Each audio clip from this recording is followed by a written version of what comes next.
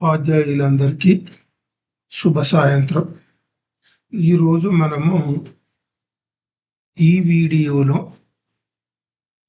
APAAR ID జనరేషన్లో కొంతమంది విద్యార్థులకు అపార్ ఐడీలు జనరేట్ కాలేదు కావున వాటికి సంబంధించినటువంటి కారణాలను మనము స్కూల్ ఎడ్జ్ యాప్లో స్కూల్ ఎడ్జ్ వెబ్సైట్లో మనం అప్డేట్ చేయవలసిన అవసరం ఉన్నది కావున అది ఏ విధంగా చేయాలో మనం ఒకసారి చూద్దాం.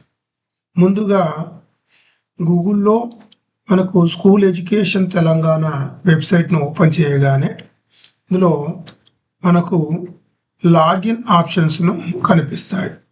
ఈ లాగిన్ ఆప్షన్స్లో మనం అదర్ లాగిన్లో లాగిన్ కావాలి.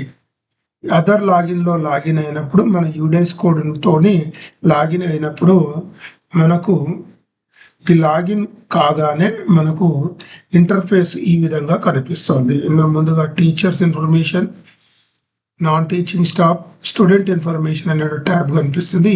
స్టూడెంట్ ఇన్ఫర్మేషన్ ఎప్పుడైతే క్లిక్ చేయగానే అది వెంటనే ఇంకొక ట్యాబ్ ఓపెన్ అవుతుంది.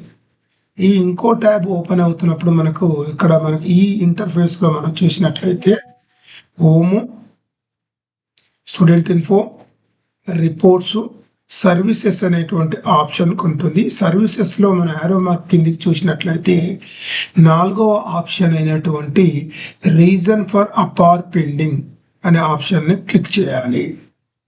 Reason for APAAR pending click చేయగానే మనకు ఇక్కడ ఈ విధంగా కనిపిస్తూ ఉంది. ఇక్కడ క్లాస్ కనిపిస్తుంది, ఇక్కడ సెక్షన్ ఉంటుంది. ఇందులో మనం ఏదో ఒక క్లాసుని మనం ప్రాథమిక పాఠశాలలు అయితే మనకు 1 నుండి 5వ తరగతులు, ప్రాథమికోన్నత పాఠశాలలు 1 నుండి 7, 8 తరగతులు, ఉన్నత పాఠశాలలు ఈ విధంగా కనిపించినట్లయితే క్లాసును సెలెక్ట్ చేసుకొని ఏదో క్లాస్ని మనం అందులో ఉన్నటువంటి సెక్షన్స్ కూడా మనకు ఉంటుంది. మనం ఒక సెక్షన్ సెలెక్ట్ చేసుకొని సబ్మిట్ బటన్ నొక్కాలి. ఈ సబ్మిట్ బటన్ నొక్కగానే మనకు కనిపించేటువంటి ఓపెన్ అవుతున్నప్పుడు మనం తీసుకున్నటువంటి క్లాస్లో ఏ సెక్షన్ అయితే తీసుకున్నామో ఆ క్లాస్లో ఉన్నటువంటి విద్యార్థులలో ఎవరివైతే అపార్ ఐడీలు జనరేట్ కాలేదో వాళ్ళ యొక్క ఇన్ఫర్మేషన్ మనకు డిస్ప్లే అవుతుంది. ఇందులో ముందుగా ఇక్కడ నేమ్ తీసుకున్నట్లయితే ఇక్కడ సీరియల్ నెంబర్ ఉంటుంది, స్టూడెంట్ ఐడి ఇది child info ID, student pen number వచ్చేసి మనకు పెన్ నెంబర్ ఉంటుంది, స్టూడెంట్ నేము, ఫాదర్ నేమ్ ఉంటుంది. ఇక్కడ మనకు issues in Aadhaar with respect school record, మన అడ్మిషన్ రిజిస్టర్లో ఏమి ఇష్యూస్ ఉన్నాయి అనేటి ప్రధానంగా ఈ 3 అంశాలు వస్తాయి. ఇందులో నేమ్లో ఏమైనా తేడా ఉందా అంటే ఆధార్లో ఒక నేమ్ ఉంది, ఇక్కడ మన స్కూల్ రికార్డులో ఒక నేమ్ ఉంది. ఈ నేమ్లో కూడా మనకు ఆ లెటర్స్లో కూడా మనకు ఈ లెటర్స్లో కూడా తేడా ఉంటే తీసుకోదు కనుక అది ఉంటే అది ఎస్ అని, ఇది నో అనేటువంటిది పెట్టాలి. ఇప్పుడు ఇది ఎస్, ఈ ఎస్ అయినా కానీ మనకి ఇక్కడ చెక్ బాక్స్ తీసుకొని ఎస్ వచ్చేసింది. మనం నెక్స్ట్ డేట్ ఆఫ్ బర్త్లో ఏమైనా తేడా ఉందా, ఇక్కడ తేడా ఉంటే ఎస్ అయితే ఎస్, నో అయితే నో. ఇక్కడ కూడా ఎస్ తీసుకున్నాం. ఇక్కడ జెండర్లో నో, ఇది ఎందుకంటే జెండరు మోస్ట్లీ మన పాఠశాలలో ఏ విద్యార్థి యొక్క జెండర్ కూడా ఆధార్లో కానీ స్కూల్లో కానీ ఏం తేడా ఉండదు.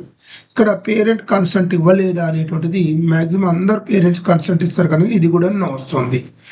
ప్రధానంగా ఈ 2 అంశాలు మాత్రమే మనకు తేడాలు ఉంటాయి, నేము మరియు డేట్ ఆఫ్ బర్త్. ఈ రెండింటిని ఇట్లా సెలెక్ట్ చేసుకొని ఒక విద్యార్థి అట్లా ప్రతి విద్యార్థి మన ఈ క్లాస్లో ఉన్నటువంటి విద్యార్థులందరినీ ఇట్లా సెలెక్ట్ చేసుకున్న తర్వాత కిందగా సేవ్ అనే ఆప్షన్ వస్తుంది. ఈ సేవ్ ఆప్షన్ అంటే ప్లీజ్ ఎంటర్ రిమార్క్. ఈ రిమార్క్లో కూడా మనం రాయాలి నేమ్ డిఫర్ విత్ ఆధార్.